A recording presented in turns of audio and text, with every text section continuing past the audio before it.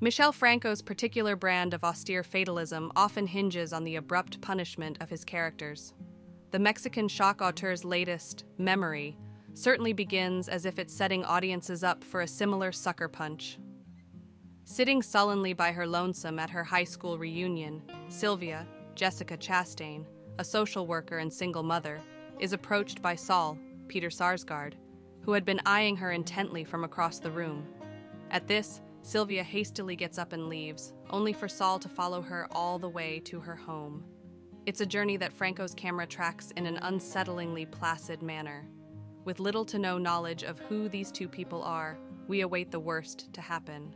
When Sylvia wakes up the next morning to find Saul outside her Sunset Park apartment in a confused haze after sleeping on the rain-soaked sidewalk, Memory begins to clear up some of the mystery around the previous night's events.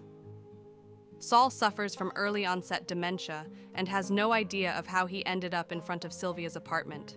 And when Sylvia goes to check in on the mild-mannered Saul a few days later, back at the Tony Brooklyn brownstone where he lives under the care of his brother, Isaac, Josh Charles, we discover why she was so apprehensive of him back at the reunion. Sylvia alleges that Saul is one of the men who sexually assaulted her when they were teenagers, something that he claims to have no recollection of. This is the kind of incendiary subject matter that Franco is known for, and Memory's scenario sets up a few thorny and timely questions. Chiefly, is it possible for Sylvia to extend forgiveness towards someone who can't actually remember his past crimes? At the same time, could Saul be conveniently using his condition as a cover for his prior misdeeds? And is it wrong to speculate about the motivations of a mentally ill man, even if he's a monster underneath? But before there's any space to ponder these scenarios, Memory swiftly pivots away from them entirely. Through some quick research, Sylvia finds out that Saul is in fact not the person who she thinks he is, as their respective times in high school didn't overlap.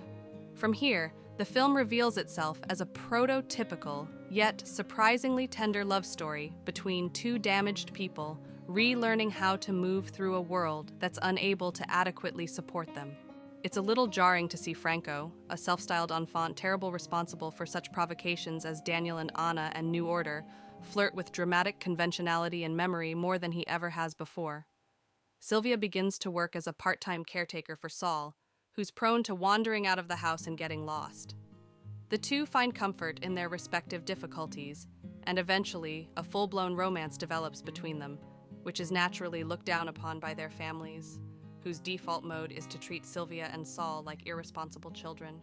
There are a few notes of Franco's trademark unease sprinkled throughout, namely in the way the film doesn't completely erase the lingering doubt about Saul's intentions, which ends up coloring how we look at both his relationship to Sylvia and his initial interactions with her preteen daughter, Anna, Brooke Teamer. But Franco mostly plays this aspect of the story as a straightforward, budding romance, and one that bears the markings of any number of outmoded melodramas, where mental illness and trauma function primarily as plot devices. But you may not even notice that given Memory's fine lead performances.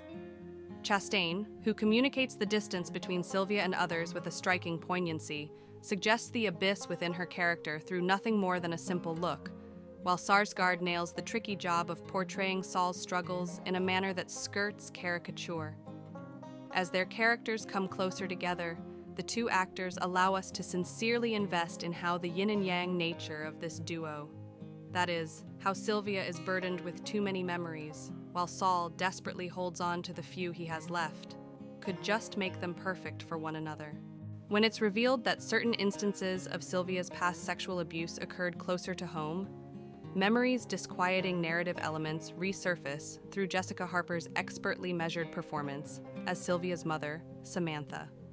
Harper, in a show of unrelenting needling and displeasure, lays bare how the affluent Samantha's steadfast denial of her daughter's truth continues to send shockwaves of trauma through the lives of her family members, including Sylvia's ostensibly well-adjusted sister, Olivia, Merritt Wever.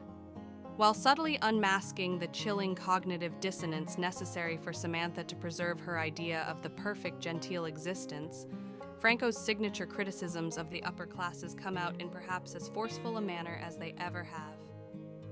Who needs shock tactics when the horror is hiding in plain sight? The film reveals itself as a prototypical, yet surprisingly tender love story. Subscribe our channel for more videos like this. Thank you.